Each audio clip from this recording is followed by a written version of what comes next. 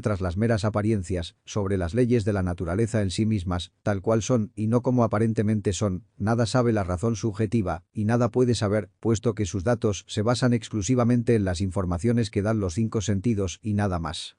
Cuando uno quiere saber algo más, cuando uno desea saber algo más. Conocer aquello que se esconde tras las meras apariencias ilusorias del mundo físico, necesita desarrollar la razón objetiva, porque ésta funciona, naturalmente, con los datos aportados por la mismísima conciencia. Pero, para que la razón objetiva pueda tener sus funcionalismos, para que pueda desarrollarse correctamente, se necesita inevitablemente que la conciencia, que está llamada, precisamente, a proveer los datos a la razón objetiva, para sus funcionalismos, pues, esté completamente libre de todas sus envolturas, libre de todos esos receptáculos en que normalmente está metida.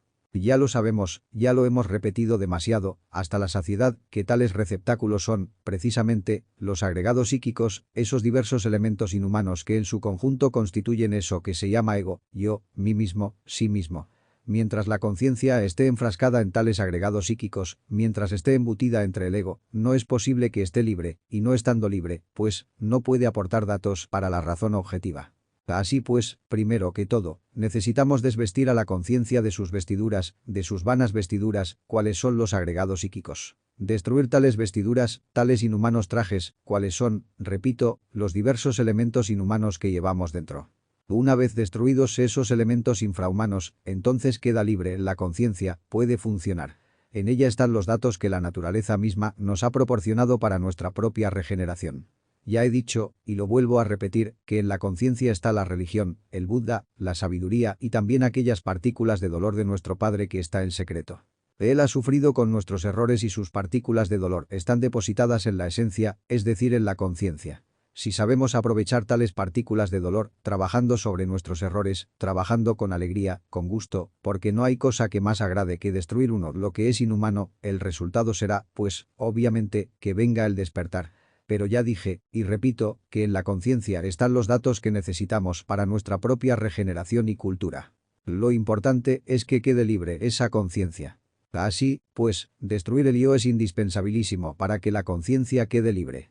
Una vez libre, ella aportará, a la razón, los datos necesarios para el funcionalismo de los procesos razonativos, objetivos, no se confunda esto, y lo aclaro entre paréntesis, con los procesos razonativos, subjetivos, que son diferentes. Las gentes, ¿qué pueden saber de lo real, de la verdad? Pues, nada. ¿Qué pueden saber los científicos del anticristo? Entre paréntesis, me refiero, pues, a los científicos materialistas ateos, enemigos del eterno. Obviamente nada, ¿verdad? ¿Por qué? Porque todos los procesos razonativos de ellos son subjetivos. Tienen, como fundamento, los datos aportados por los 5 sentidos. Pero, ¿qué pueden saber ellos sobre las leyes que rigen la mecánica de los fenómenos? Nada. Podrán, por ejemplo, saber cómo funciona la célula viva, aceptado, pero, ¿qué saben ellos de las leyes que rigen la mecánica celular? Ellos creen que sí saben y tratan, con su racionalismo subjetivo, de enlazar fenómeno con fenómeno, de explicar un fenómeno con otro, pero tampoco, aunque ellos creen que han llegado a descubrir la cosa en sí, no la han descubierto. Las leyes de la mecánica celular no son conocidas por los hombres de ciencia, aunque ellos creen que las conocen. Mejor dicho, para usar esta vez el estilo socrático, ellos no solamente no saben, sino que además no saben que no saben. Estando en el error, no solamente están, sino además ignoran que están, y eso es lo más grave. Así, pues, conviene ante todo comprender la necesidad de utilizar, para nuestra razón, los datos de la conciencia. Pero si queremos usar tales datos, repito, aunque caigamos demasiado en la repetición, necesitamos libertar la conciencia. Libre ella de todos esos elementos egoicos que nos condicionan y nos hacen la vida tan miserable, podrá aportar, a la razón, datos extraordinarios. Basada la razón en tales datos, podrá ella elaborar sus conceptos de contenido y hasta verbalizar sus razonamientos. La razón objetiva es grandiosa en sí misma. Hay necesidad de desarrollarla y desenvolverla. Creo que con esto que he dicho, es suficiente, estudiante. Muy amable, venerable maestro, le agradecemos infinitamente esta explicación. Ahora nos gustaría que usted nos explicara, un poco más a fondo, lo relacionado con el protoplasma del ser humano. Usted nos ha hablado, en forma muy esporádica, digamos así, sobre los cuerpos protoplasmáticos, pero ahora nos interesaría que nos profundizara sobre el protoplasma del ser humano. Maestro. Bueno, al hablar sobre el hombre protoplasmático, pues tenemos que ir bastante lejos, porque téngase en cuenta que la primera raza que hubo en el mundo, y que vivió en el casquete polar del norte, fue precisamente la raza protoplasmática. Más tarde vinieron los hiperbóreos. Entonces ciertos elementos atómicos se unieron a los cuerpos protoplasmáticos para formar esa segunda raza. Después vinieron los lemures. Nuevos elementos se combinaron sobre el protoplasma y tenemos ya al hermafrodita lemur, propiamente, viviendo en la Lemuria con sus cuerpos de carne y hueso. Después continuaron los atlantes y actualmente estamos nosotros, los arios. Sin embargo, en el fondo de nuestro organismo sigue existiendo el cuerpo protoplasmático. Si nosotros, dijéramos, hiciéramos el vacío en torno a eso que se llama materia, si hiciéramos el vacío en torno a eso que se llama cuerpo físico humano, encontraríamos el protoplasma. No el protoplasma de una aquel que resulta demasiado cursi para las altas investigaciones del espíritu, no, sino el hombre protoplasmático, el hombre original. Todo lo demás son agregados de moléculas, átomos, etcétera, etcétera, etcétera. Sin embargo, los científicos materialistas creen que han descubierto la materia y no la han descubierto. El hecho de poder ver, oír, tocar o palpar determinadas agrupaciones moleculares acumuladas encima del protoplasma y a sus lados no indica precisamente que ya se haya descubierto la materia en sí. La materia en sí es el protoplasma. Pero, repito, no estoy refiriéndome al protoplasma aquel de los bribones del intelecto, al protoplasma aquel de los Haeckel y de los Darwin, al protoplasma aquel del anticristo. No, estoy hablando del protoplasma legítimo, del hombre protoplasmático. Si elimináramos todas las células, partículas, moléculas, encontraríamos el protoplasma. No, dirían los científicos, encontraríamos el esqueleto, encontraríamos el polvo de la tierra. Es que para ellos, eso es así, porque no perciben más que con sus 5 sentidos, y eso es todo. Pero el hombre verdadero, el hombre auténtico, aquel que posee la razón objetiva, aquel que además de eso, pues, ha desarrollado el sentido espacial y que tiene acceso a la cuarta vertical, y a la quinta, y a la sexta, etcétera, etcétera, etcétera, indudablemente para él es diferente. Puede ver el protoplasma, puede ver al hombre protoplasmático. Cuando uno aprende a actuar sobre su propio protoplasma, puede cambiar, de hecho, todos los principios moleculares, atómicos, celulares, biológicos, etc., de su propio organismo. Eso es obvio. Pero, incuestionablemente, lo que estamos diciendo pertenece a la ciencia pura. El anticristo no sabe de estas cosas. Es decir, la falsa ciencia materialista no entiende estas cosas porque ella se basa exclusivamente en racionalismos subjetivos y tal racionalismo, como ya lo he dicho, tiene como única fuente de información las informaciones defectuosas de los 5 sentidos. Nosotros tenemos otros modos de percepción que son diferentes. Hemos desarrollado otras facultades cognoscitivas que nos permiten, perfectamente, ver el protoplasma en sí mismo. Y repito, cuando uno puede manejar a fondo su protoplasma, cuando ya es capaz de actuar sobre él, ciertamente también puede cambiar, directamente, los principios moleculares y atómicos. Siempre se ha hablado de superhombres. Yo lo entiendo, no a la manera de un Nietzsche. No, sino en la forma de la criatura autorrealizada, del legítimo hombre, en el sentido completo de la palabra.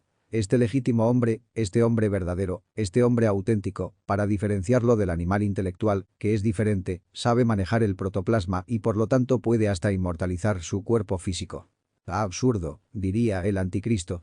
Sí, claro, para el anticristo, todo lo que no pertenezca a su círculo, ese limitado en que se desenvuelve, es absurdo. Un sabio, por muy grande que sea, si no se somete a los prejuicios, reglas y sistemas establecidas por el anticristo, se convierte en objeto de burla. Pero el sabio es sabio, aunque el anticristo se ría de eso. Así pues, repito, el anticristo es la falsa ciencia y los falsos científicos de nuestra época. Pero esto, naturalmente, no lo aceptan los científicos. Ellos se creen el non plus ultra, los verdaderos amos del saber, aunque no son más que pigmeos que no ven más allá de sus narices. Pero ellos sí creen que ven todo y ese es su engaño. No solamente están engañados, sino que ignoran que están engañados, y eso es peor todavía. Así, pues, si hay que aprender a manejar protoplasma, tenemos que hacerlo inteligentemente. Ante todo, tendríamos que empezar por manejar las inteligencias que viven en el protoplasma. ¿Cuáles son? Pues, los elementales atómicos de nuestro propio cuerpo. Incuestionablemente, en las aguas de la vida, en el esperma sagrado, tenemos nosotros las famosas ondinas atómicas, moleculares, propias, individuales. No me estoy refiriendo a las ondinas de los lagos ni de los ríos, sino a las que llevamos en el sistema seminal, a las atómicas, a las que forman parte de nuestro propio cuerpo. En nuestra mente tenemos todos los elementales del aire, los famosos silfos, pero no estoy hablando de los silfos que viven allá en las nubes, sino de los silfos atómicos. De esos que forman nuestra propia mente. En nuestras calorías, en nuestros glóbulos rojos, en nuestra sangre, en nuestro potencial sexual, etc., en todo nuestro energetismo, cargamos las famosas salamandras atómicas, pero una vez más digo. No me estoy refiriendo a las salamandras de los volcanes, sino a las salamandras atómicas, a las que forman parte de nuestra sangre, a las que constituyen los glóbulos rojos, a las que originan nuestros ardores sexuales, etcétera, etcétera, etcétera. Por último, en los huesos, en la carne, están los gnomos, no los que viven entre las entrañas de la tierra, sino los que viven entre las entrañas de nuestra tierra filosofal, que es nuestro cuerpo, las que viven en nuestros huesos. Las conciencias atómicas de nuestra carne, de nuestros cartílagos, cuando uno aprende a manejar sus propias conciencias atómicas, elementales, de hecho, va adquiriendo poderes sobre el protoplasma. Mas uno aprende a dominar esas conciencias atómicas mediante la disciplina esotérica. Eso es incuestionable. ¿Cómo podríamos dominar nosotros, por ejemplo, una tempestad sexual, cuando las ondinas del propio esperma o de las secreciones activas del sexo se encuentran revueltas? Solo mediante la fuerza de la voluntad, de la inteligencia y con los exorcismos convenientes. ¿Cómo podríamos dominar nosotros, por ejemplo, a los elementales atómicos de nuestros ardores sexuales, en un momento dado, en nuestras tempestades lujuriosas? Pues, mediante la ayuda de nuestra divina madre, Kundalini Shakti. ¿Cómo podríamos dominar esos pensamientos de lascivia que asaltan constantemente a la mente? Pues, sencillamente, sabiendo exorcizar a los silfos atómicos de nuestro propio pensamiento.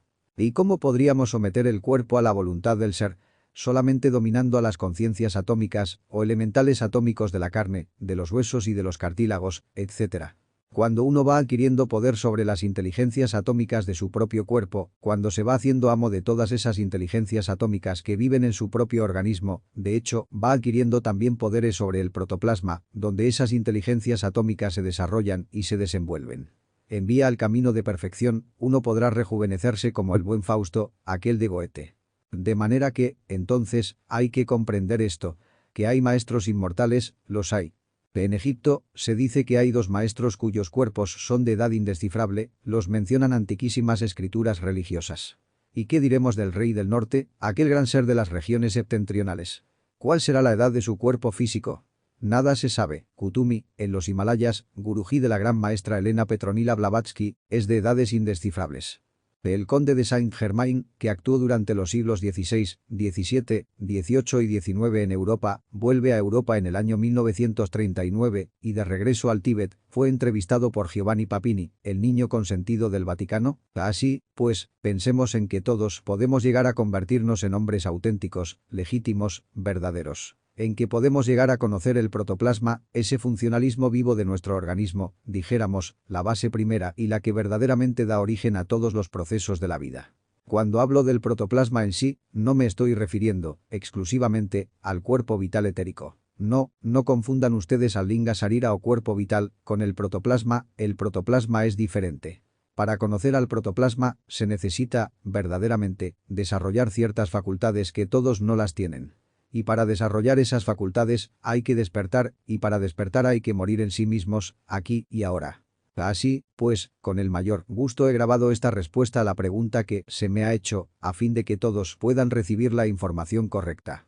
Estudiante, venerable maestro, queremos hacerle una última pregunta. Usted nos habló de la encarnación y cristalización del ser, pero a la vez nos dijo que había que dar oportunidades a las distintas partículas del ser que se iban realizando. ¿Esto quiere decir que el ser no desciende de una vez, en su totalidad, sino por partes? Maestro. Bueno, el ser es el ser y la razón de ser del ser, es el mismo ser. Al hablar del ser, pensemos en el sagrado sol absoluto. Obviamente, del sagrado sol absoluto emana el santo Okidanok, omnipresente, omnipenetrante, omnisciente. Y a su vez, del santo Okidanok deviene el santo Triamacikamno, o en otros términos, la Trimurti Logoica, la cual, como ya he sabido, tiene 3 aspectos. Primero, santo afirmar. Segundo, santo negar. Tercero, santo conciliar. El sagrado sol absoluto y el santísimo Okidanok, omnipresente y omnipenetrante, desean cristalizar, en nuestro organismo, esas 3 fuerzas primarias de la naturaleza. En el oriente, tales fuerzas reciben el nombre de Brahma, Vishnu y Shiva. En el mundo cristiano, son denominadas Padre, Hijo y Espíritu Santo. Bien, el sagrado Sol absoluto y su emanación, el Santísimo Okidanok, desean cristalizar, en nuestro organismo, a las tres fuerzas primarias de la naturaleza. Todo el trabajo esotérico consiste en eso, en lograr la cristalización de esas tres fuerzas primarias. Es obvio que, primero habrá que cristalizar la fuerza más cercana que tenemos. Al Santo Conciliar, eso es indubitable.